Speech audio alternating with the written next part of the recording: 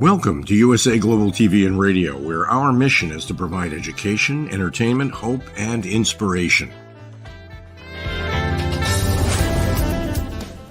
USA Global TV and Radio connects you with experts and audiences all around the world every single day to help you succeed in business and to live a richer life.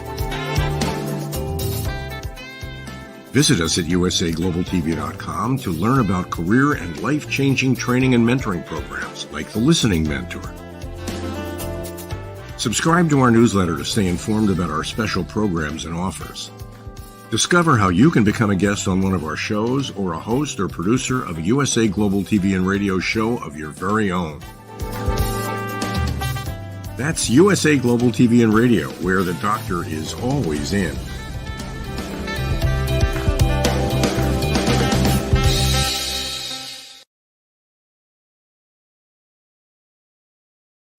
Good morning, good afternoon, good evening, and welcome home to USA Global TV and Radio, where we provide world-class education, entertainment, hope, and inspiration. My name is Dr. Jacalyn Kerbeck, and I am so excited to welcome you to another fantastic episode. We have a very special guest with us today, and our show is Elegance, Polished Demeanor, and Posh Living. The star of our show is Zane Carson Carruth.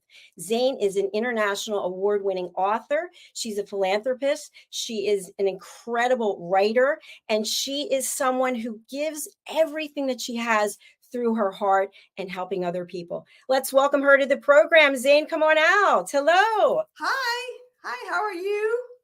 Happy holidays to you. I'm well. How are you doing?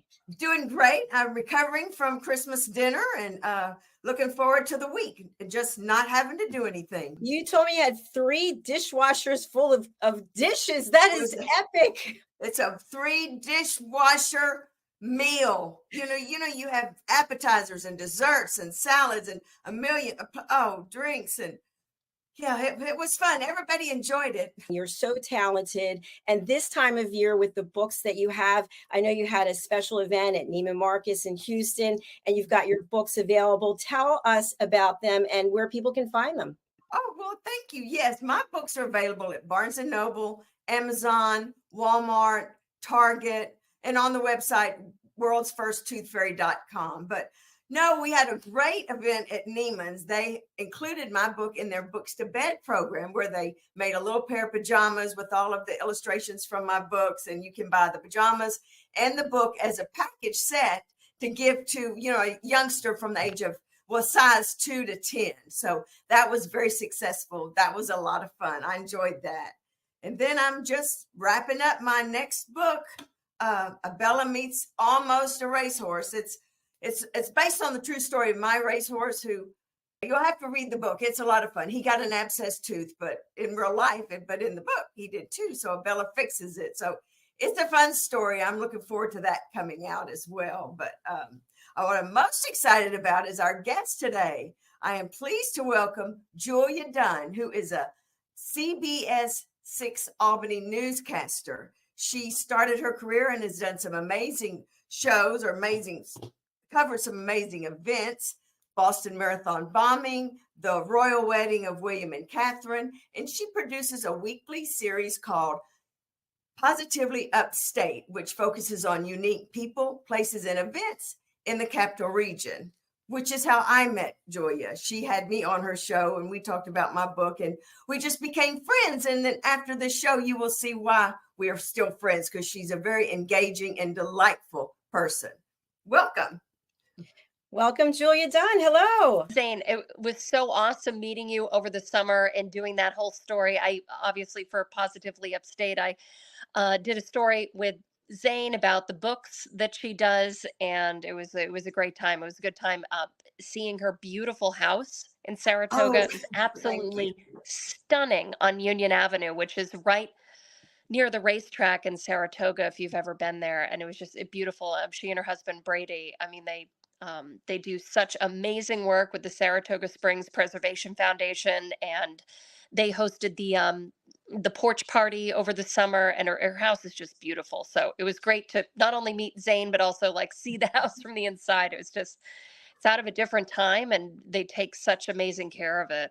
Well, Thank you. That's a very kind thing to say. But yeah, we love that house. It was, it's well over 100 years old and has a very, very illustrious history there in Saratoga. But the main thing is you just walk to the racetrack. You don't have to worry about parking, and it's great. And then we get all kinds of characters after the races. I'm sure. They stop in, come up on the porch. It's like, no, this isn't. Yeah, I was going to say, how many people come up on the porch at night that you see on your nest that you're like, keep moving. Yeah, we've had some close calls. I'll just say that. Julia, it's really an honor to have you here today. I have so many questions I want to ask you. And I think one that the audience would really be interested in hearing is you're a beautiful, intelligent, competent, successful woman going and doing this job. It's so easy. Just show up and everything works out fine. There's never any bloopers. There's no pressure. Is that true? Oh, the first part's true. The bloopers part. No. Okay, so let's start. Geez, I don't even know where to start with this. First of all, let me just say I love my job. I absolutely love my job. I always wanted a job that was going to be different every single day to keep me interested, something that was creative, and TV news is definitely that, whether you're a reporter or you're on the anchor desk. But just showing up for my job is difficult because I start work. I have to be at work at 3 a.m. I live 40 minutes away from my station. So I wake up at 2 a.m. I drive down to my station. I get there at 3:10. And then I need to be full makeup, everything, have gone through shows, be on the air at 4:30. 4:30, the show starts. We do 3.5 hours until the end of the show. And then we do a couple of cut-ins through national. And then I have to stay at work until maybe noon. So it's non-human hours. We have to do all of our own makeup. We have to do all of our, our hair, everything. We don't have everyone's like, well, do you have a makeup artist or do you have somebody that does your hair every morning? And I'm like, I wish, that'd be great. Apparently they used to have all this stuff as early as the 90s, but it's all kind of been phased out. So if you're at one of the big networks, like you watch the Today Show or Good Morning America, I mean, of course, they have everybody doing everything for you, but local news, most of the people you're watching, they have to do all of their own stuff. So you're reading scripts, you're doing makeup, you're doing hair, and then you're going on the air. And bloopers obviously happen all the time. I mean, you look at the prompter, it's coming up and there's a word that's missing like 3 letters and you're kind of trying to figure out on the fly what it says. I mean, there's a lot that goes into it, but it is a great job. Doesn't pay the money that it used to, but it is, if you want like a job that's very, kind of community based and is different every single day, then news is, I mean, it's addictive for sure. Wow, I learned so much from what you just shared. So you're going that a lot. I'm sorry, that was a lot. No, it's good. That you're getting up at 2 a.m. I don't know, Zane, what time are you getting up? I'm getting up at 8. So I really admire Yeah. Oh, I went 8 o'clock. I'm like, my shift is like halfway done. I'm like, I'm good. Like, all right, we're in the home stretch. Like, let's go. Zane, right now. So I'm off. I go back to work tomorrow, but I've been off for Christmas. So like my hair is up. Like so tomorrow I go back to like the grind. But it's also hard on a Friday going into Saturday and kind of shifting back to a normal schedule. And then on Sunday, it's like you have to kind of get back into it. It's tough, but it's morning news. Morning news is fun because it makes you get up, obviously, because you're going to get fired if you don't. And it also sort of, you're like kind of a head start on everybody. Like, what's going on, everything that's kind of happening. And you're up and going like super early. So when people actually do wake up, you're already like 8 steps ahead of them. So, it takes, there's only certain people I think that can do it. You gotta be able to nap. If you can't nap, I don't think you can work a morning shift because then you're kind of in trouble. But I can nap pretty easily, thankfully. Oh, yeah, because I wondered how you did that because you came I said, well, one night we met for drinks like at 7:30, and I thought she's been up since forever. And then when we did my show, you came that morning, but you still had to go home and get your little boy and take care of him and do all of that. So you still gotta like managed to have a sneak in those naps, like wherever you can, just like sneak them in. Yeah, well, that helps. Well, tell us about these special stories that you like, that Boston Marathon bomber and the wedding of Prince William. So you just get an assignment and then you're off to the I mean, wherever? they send you. So the station I worked at in Western Mass, they're like, they were trying to do something big with the royal wedding, and I almost said, um, I wasn't even really seriously saying it to our general manager. I was like, John, you can send me to London if you want. I've spent a lot of time in that city. I know exactly where to go. You could send me in a photographer with like we call them live views. It's live and then just the letter U. It's basically a backpack that acts like one of the live trucks that you see in all the the TV movies and stuff. Movies, they show like the truck with the satellite dish. So now with technology, TV stations have the ability to harness that energy in a backpack. So a Wow. photographer will wear a backpack that has internet capability and shoot with the camera, and it just goes up Wi-Fi and feeds back to the station. So you don't need those microwave trucks anymore. So I said to them, I'm like, why don't you just send a photographer and I to London? I'm like, we can do the royal wedding. I'm like, I can do it really easily. Like, I know that city pretty well, like where this stuff's going on. And he actually sent us, I couldn't believe it. We're such a small, we probably were the smallest station in London. And we were there for a week.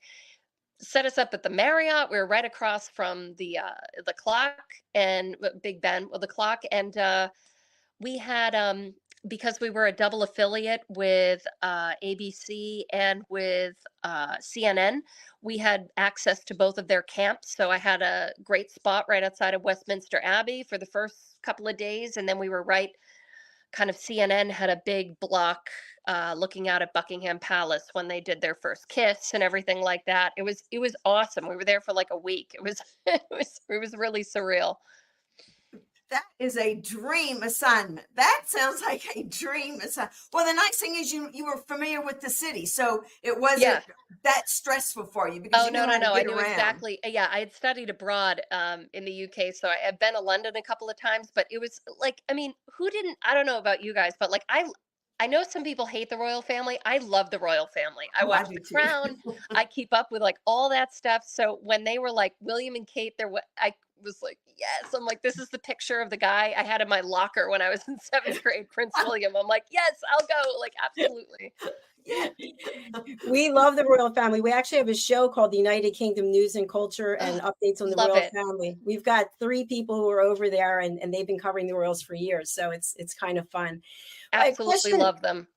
What I want to ask you also is how much background research do you have to do before you start a show, or the information is given to you and then you provide it? Basically, so we get an email because of just how weird our shift is. We'll get an email the night before from our executive producer outlining the top stories, what we're really going to be focusing on, local and national. Obviously, that's in flux overnight because things can change. You can have breaking news. So when we come in the morning, we have a group phone call where we're all at the station, but we all kind of get on because we're at different places in the building. We all get on a group call and we go through all of our top stories, what we're going to be focusing on, this and that. And at the same time, we're all going through our shows on a computer, looking through this program at scripts, double checking things. Hey, I think we can, advance this story a little bit. I found this article here, yada, yada, yada. So the show that the producers have been piecing together overnight, the anchors come in at a later hour, like me, and we all start going through it and basically giving it a second, third set of eyes. Should we do this? Maybe we should do that. Well, do we want to send the live reporter here? I think it would be better here. How are we going to showcase this? Maybe we should put this at a different. So it's all sort of like a brainstorming session that kind of leads up to the show, and then it just goes on and you're like, fingers crossed, let's go. Wow. So y'all are able to get all that accomplished on the fly before your show starts? Yeah, like That's within the incredible. hour and a half before the show starts. Yeah, like with us coming in. There's so much that goes into it, and I don't think people realize it. And you think to yourself that it's all glamour. And from what you're sharing, I mean, you look magnificent, you look beautiful, but there's a lot that you have to do behind the scenes that people aren't aware of. When you leave the It, studio, because you're a public figure, are people harassing you, or what's that experience like? no, I mean, some people will come up to you and say things, but for the most part, it's not too bad. I appreciate it when people come up and say something. I mean, I've never had someone come up to me and been like, "I hate you." I've had people come up to me and say, I watch you every morning, or I see pictures of you and your son on Facebook, and I really love that, and or you shared a certain story that it resonated with me. I appreciate that.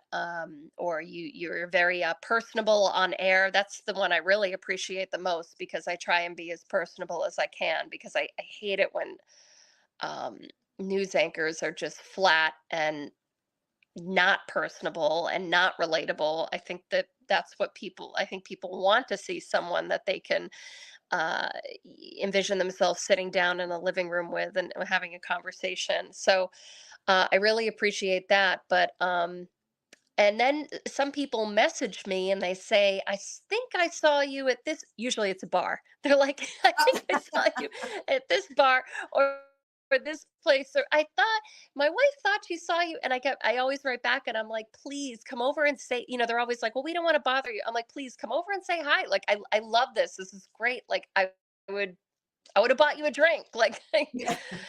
so, yeah, it's not bad.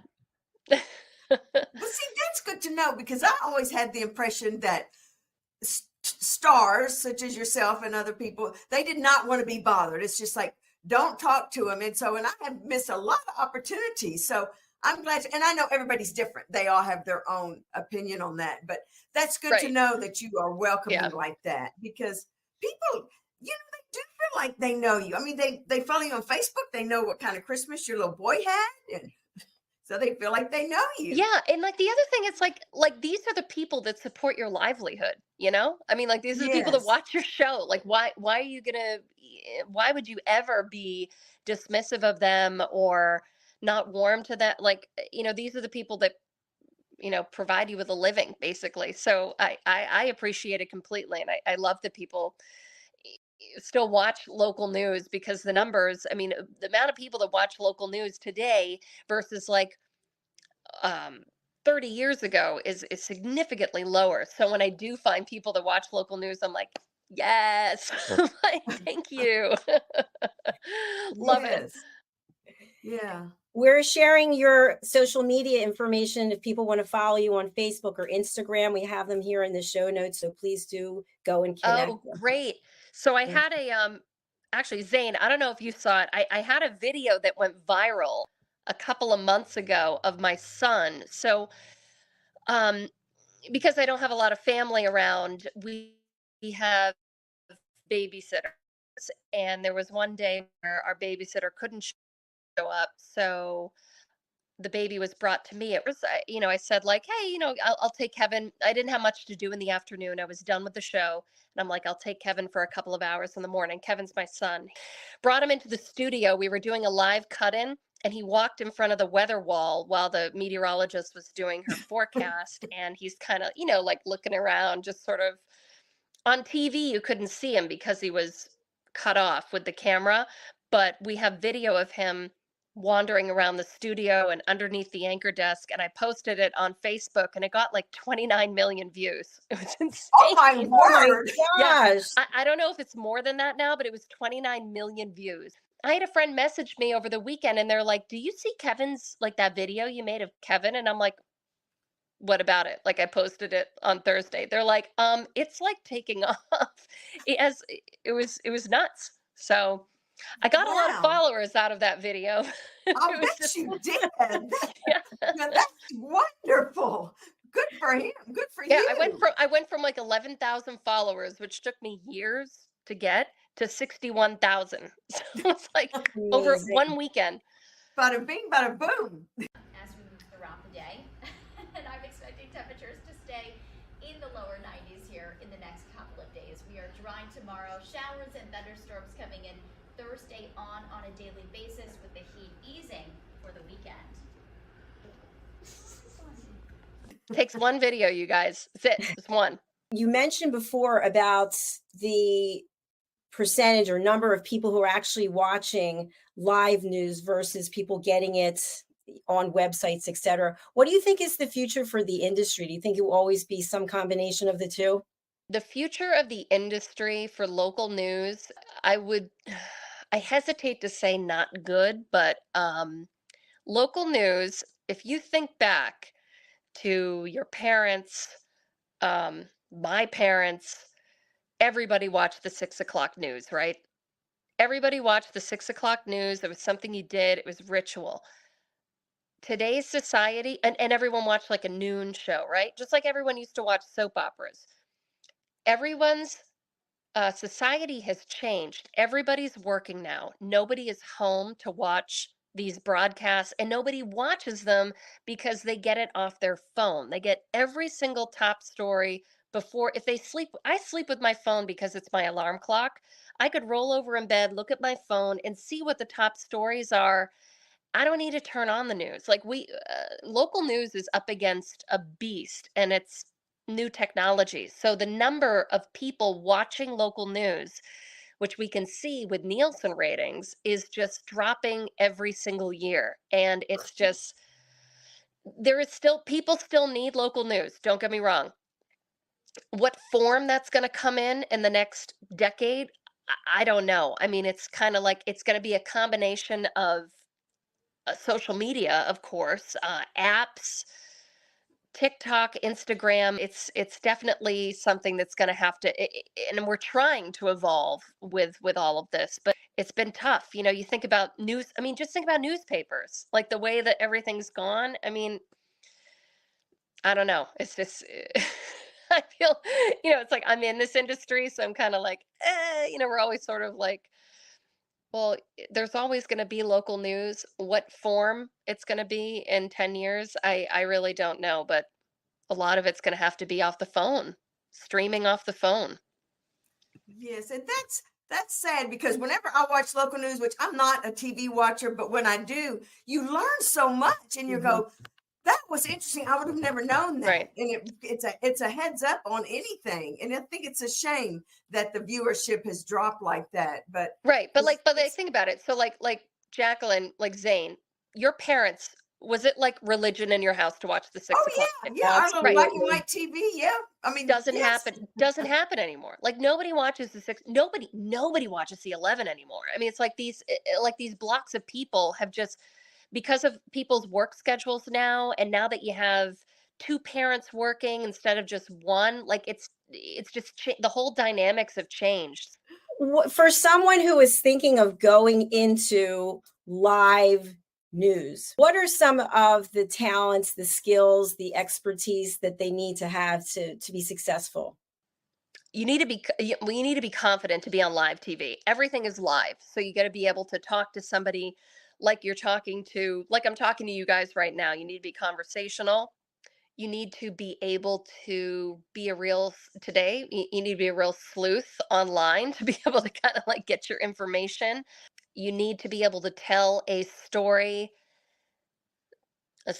condensed soup. You need to break it down, the bullet points, who, what, where, when, and make it as short as possible, because people's attention spans are so limited now. You need to just like keep the story short, tight, what people need to know, and then out. You need to be savvy on social media, and screen, the TV screen now. You need to cater to people's phones, their computers, their Apple Watches. So you have all these different social media elements that you also need to work with, which adds more on the plate of a reporter, which already is stacked. I mean, you got to be doing not only your story and turning it quickly, but you got to be doing a thing for TikTok and a thing for Instagram and sending this back to the station and a live Facebook Live. There's a lot of stuff now. There's a lot of screens you need to cater to.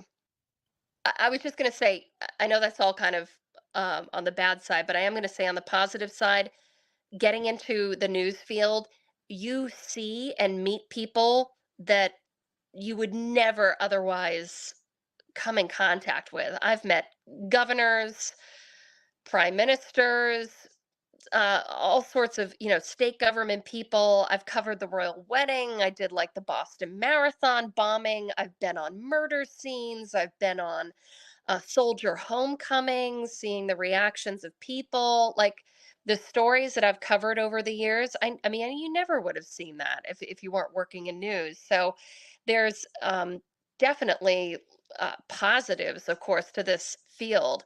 It's just a lot of work. Something that's coming up for me based on what you just said is many of the things that you've covered would channel emotion or it bring out some kind of emotion in you. So as a professional, do you keep your emotions in check, or how do you actually still be real and at the same time not be falling apart? I mean, that's tough. I mean, when you do cover a story that's really, the worst stories are unfortunately kids getting killed. Car accidents. I worked in Vermont, a lot of snowmobile accidents, ATVs, that type of thing. I mean, when you're putting the story together, of course, the way you're not falling apart, you're kind of tracking it. But when you're doing the actual story, it's just kind of having enough. I was always very cognizant of having respect for the families of people that, like, if there was tragedy, finding, and I know a lot of news directors would hate their reporter to do this, but I did it. I would find every avenue possible as to not talk to the parents. I hate, they would be like, well, go to the mom. And like, what am I supposed to do? Go to the mom and ask her how she feels? Like, her kid was just killed. Like, I would find other avenues to go and do the story. Like, I would go talk to their school principal. What type of student was he? Or the coach of the soccer team. Like, was he a great soccer player? And just kind of do like a profile of who the person was and put that on the news versus going to the door of some family, which a lot of news directors want their reporters to do, and ask basically like how you feel. It's like, the last thing that they want to do is have the news in their face when something like that happens. So I would, I don't think this made me a good reporter. I would try and find every avenue to go besides doing that when it came to an emotional story like that. Of course, when it comes to other emotional stories like a soldier homecoming, maybe they come into a classroom, the student doesn't know that their dad is home from his deployment, and it's a big surprise, a big reveal. I mean, that's easy because people want to talk to you. But yeah, I guess you just kind of got to tailor the way you report stories, depending on what they are when it comes to like really emotional ones, because they can be bad and they can be good. Well, that just Thank boils you. down to just trusting your instincts. And I think that's very sensitive of you, because nobody wants a camera shoved in their face when they have No, been involved in a personal tragedy. They no, just no. don't. And My aunt, I have I a admire you for that.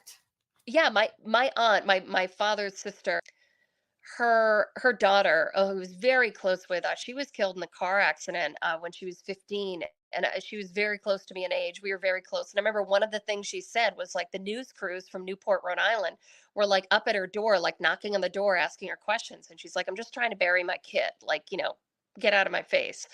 And I always remembered that. So if my news director was like, "Well, call the mom," and I'm like, "No, I'm gonna talk to the school." like, like last thing, I mean, why? I don't know. It's just like, why do that to people? So I don't think I'm a good reporter in that way, because I a lot of news directors want those reporters to be like knocking on doors and being like, in your face, like type thing. And I'm like, no, Well, not worth it. I think it makes you an excellent reporter, I do very too. human interest reporter, because nobody wants to see a grieving mother. Nobody, I mean, it's hard enough to watch it and read it, but to to relive it through a parent. No, nobody wants to see that. Why are you sticking a camera in this woman's face? Like, give her a break. Like, yeah. So Yeah. Zane, absolutely. Julie, we're coming to the end of the show, and I have a question for you, which we touched on just briefly.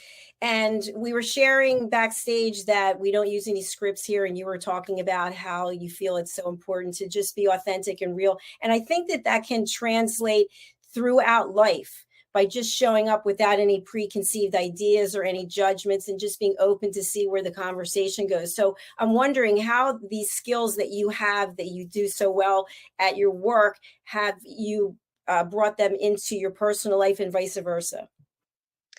Ooh, Jacalyn, that's a good question. Well, okay, so sometimes these skills don't go over that well because I ask, like, I start finding myself, if I'm having a conversation, Zane, you probably have, I don't know, like the few times we've met, you've probably like gotten, like, noticed this with me. Like someone starts telling a story and like, I start like asking all these questions and I'm like, but what did they say? And well, do you think this person, and then all of a sudden I'm like, why am I like talking like a reporter? Like, I feel like sometimes I start interviewing people. I'm like, wait, stop. I mean, you definitely have seen a lot, so I have an idea of like how other people are dealing with, hardships. So it's kind of like if you're having a crisis of your own, I've seen like so much in terms of like other crises that people are having, and I'm like, okay, my life isn't that bad. So, I mean, that really kind of levels things out. I feel like this job has definitely built up my self-confidence. I was extremely shy. I still am at going and emceeing events. Like I have crazy stage fright. I know that's weird.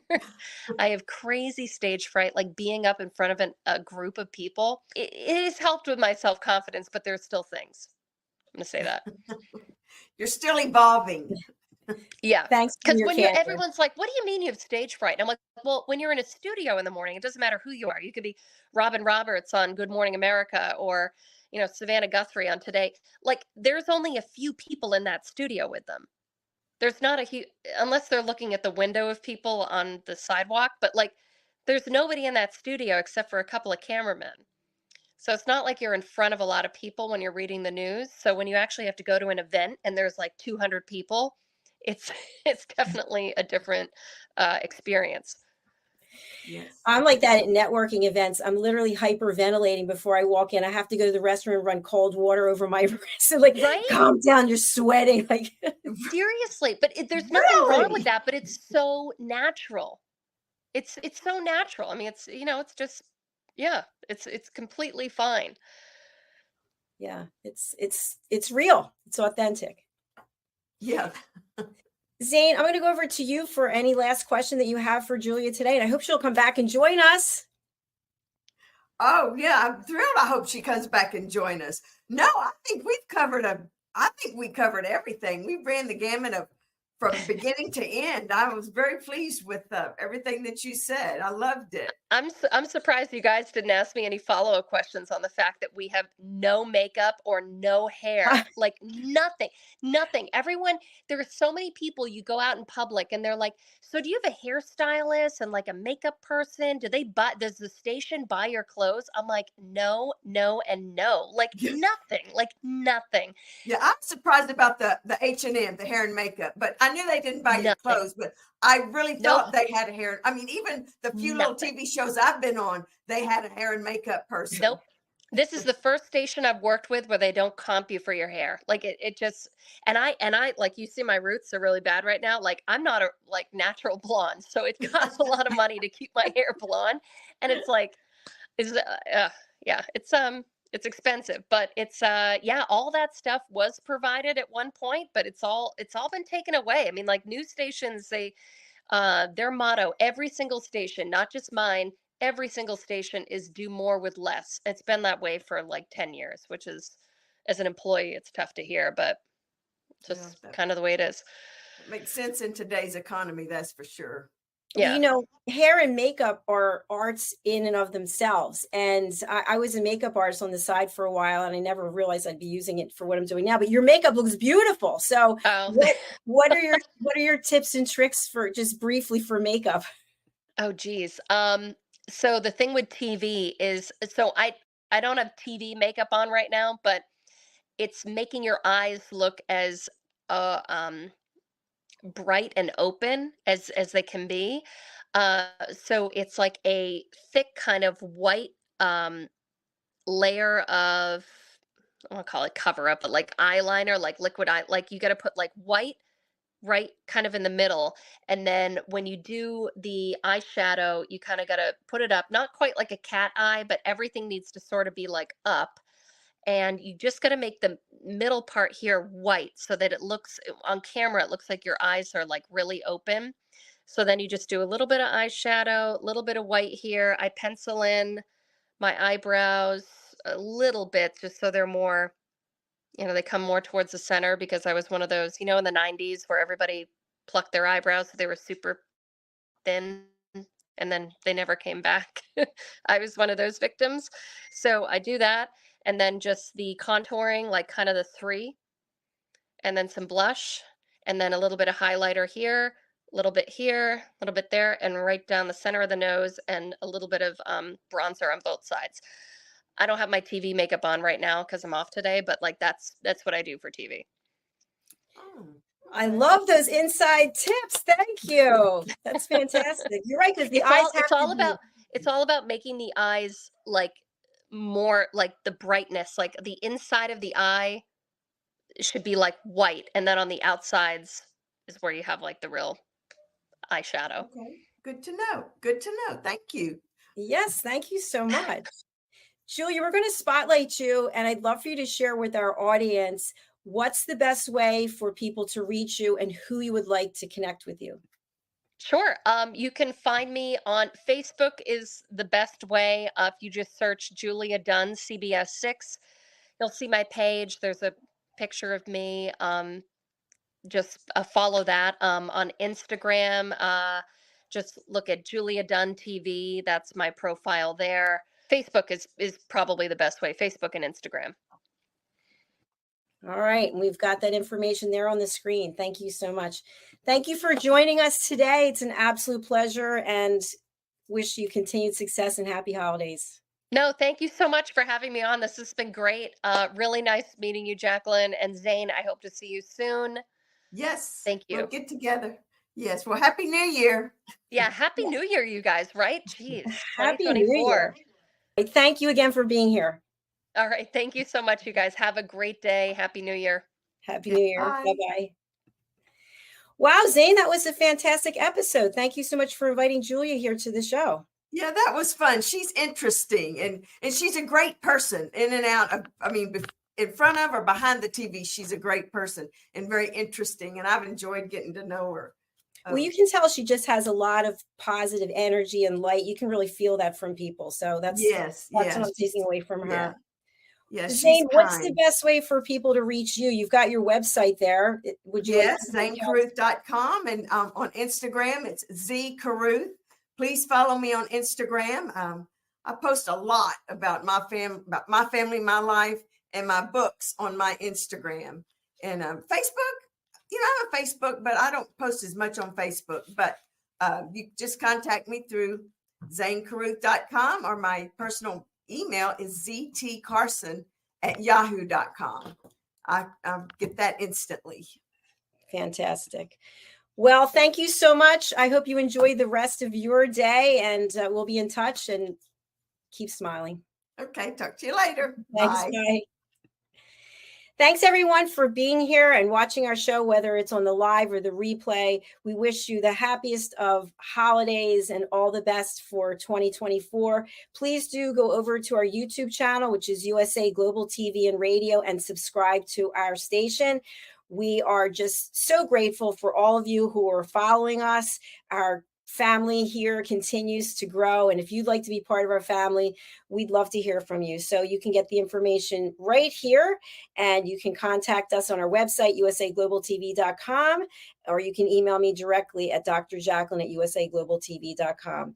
We are going to hear a very special announcement from Zane Carson Carruth, and you can see and hear some of the work that she's done. So please do stay tuned for that. And again, we look forward to seeing you in the future on another episode coming next month. It's the last Thursday of each month at 8 p.m. Eastern Time.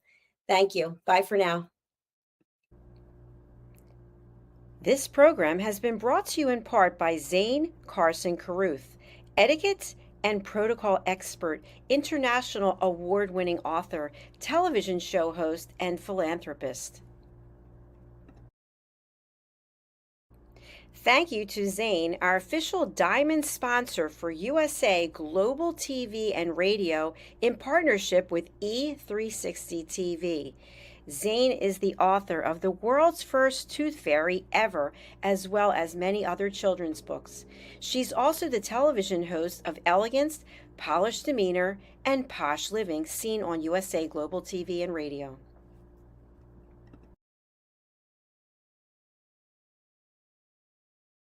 Hi, my name is Zane Carson Carruth, and I'm the author of this book, The World's First Tooth Fairy Ever.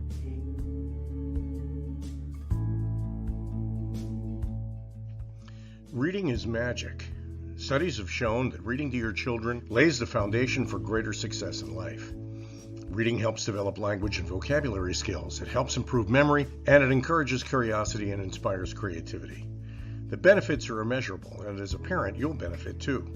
In only 10 or 15 minutes a day, you'll be creating more memories and a bonding experience that will last for years to come.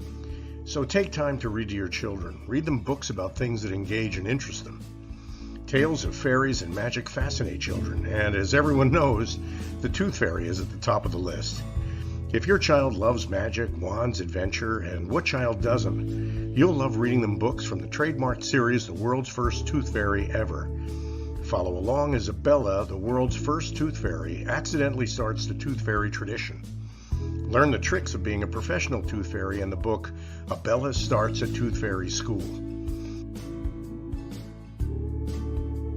Your child's imagination will soar as you read the adventures of Bella and her magic wand.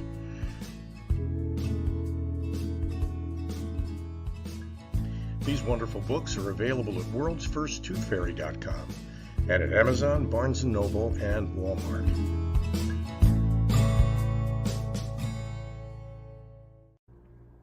To learn more about Zane, contact her through her website, zanecarruth.com. ZANECARRUTH.com. Order Zane's books and merchandise. Contact her about being a keynote speaker at your next event.